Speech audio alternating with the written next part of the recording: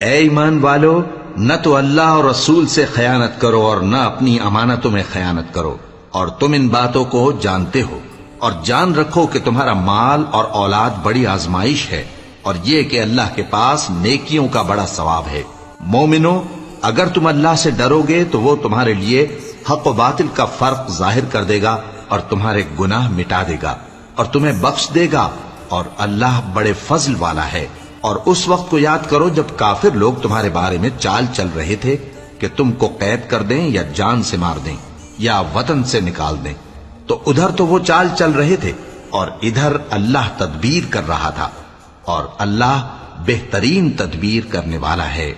اور جب ان کو ہماری آیتیں پڑھ کر سنائی جاتی ہیں تو کہتے ہیں یہ کلام ہم نے سن لیا ہے، اگر ہم چاہیں تو اسی طرح کا کلام ہم بھی کہہ دیں، اور یہ ہے ہی کیا، صرف اگلے لوگوں کی حکایتیں ہیں۔ اور جب انہوں نے کہا کہ اے اللہ، اگر یہ قرآن تیری طرف سے برحق ہے تو ہم پر آسمان سے پتھر برسا یا کوئی اور تکلیف دینے والا عذاب بھیج دے،